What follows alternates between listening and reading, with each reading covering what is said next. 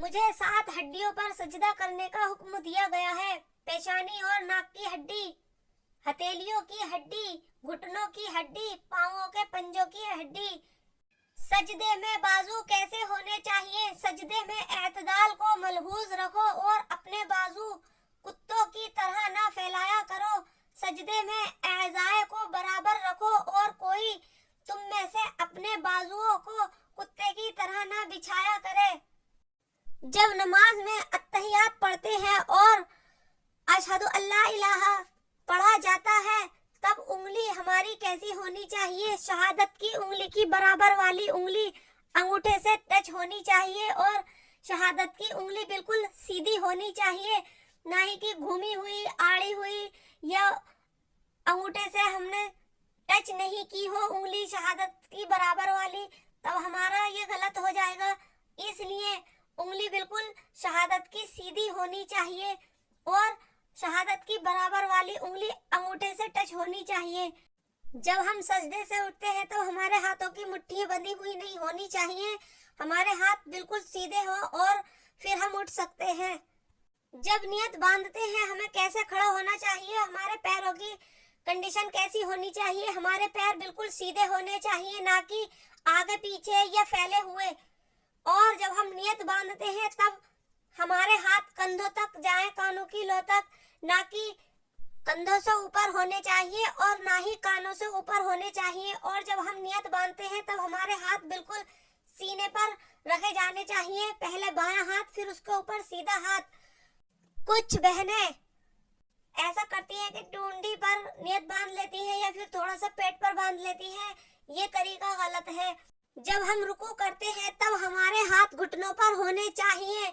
कुछ बहनें ऐसा करती हैं कि बिल्कुल झुक जाती हैं, घुटनों से नीचे हाथ रख लेती हैं या फिर कुछ घुटनों पर हाथ रखती हैं लेकिन कम झुकती हैं। ऐसा नहीं करना चाहिए, हमारे हाथ घुटनों पर हो और थोड़ा सा हमें झुकना भी चाहिए, तब हमारा रुकू होगा। सजदे में हमारे दोनों पैर पीछे की तरफ निकले हुए होने चाहिए और दोनों हाथ बराबर होने चाहिए, ना कि पंजों पर सजदा करना चाहिए और हाथों को कुत्ते की तरह फैलाना भी नहीं चाहिए। और जब हम सजदे से उठते हैं तब हमारे बैठने का तरीका ऐसा होना चाहिए कि हमारे दोनों पैर पीछे की तरफ बाहर को निकले हुए हो, ना कि पंजों पर बैठे। नमाज की 4 किस्में होती हैं, ठाट के, 8 के, घाट के और 360 के। नंबर 1 ठाट के, वो जो पंचगाना नमाज पढ़ते हैं। 8 के 8वें दिन सिर्फ जुमे की नमाज पढ़ते हैं। घाट के जो मजबूरन नमाज जनाजा में खड़े हो जाते हैं।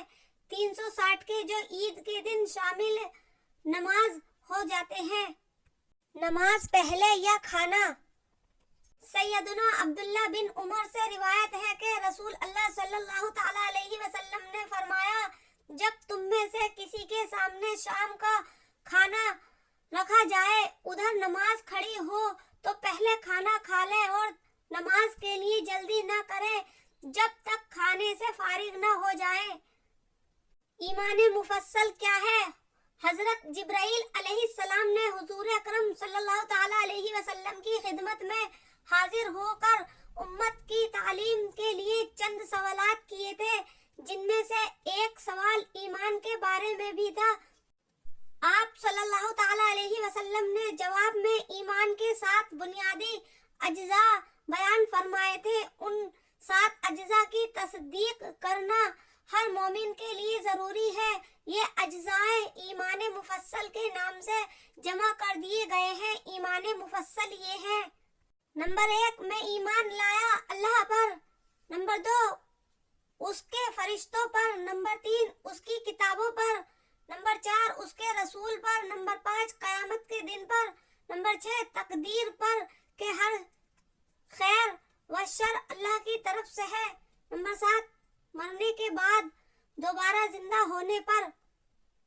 इंसान के 3 हिस्से हैं, एक अल्लाह का, एक अपना, एक कपड़ों का। जो हिस्सा अल्लाह का है वो रूह है, जो हिस्सा अपना है वो अम्ल है, जो कपड़ों का है वो जिस्म का है।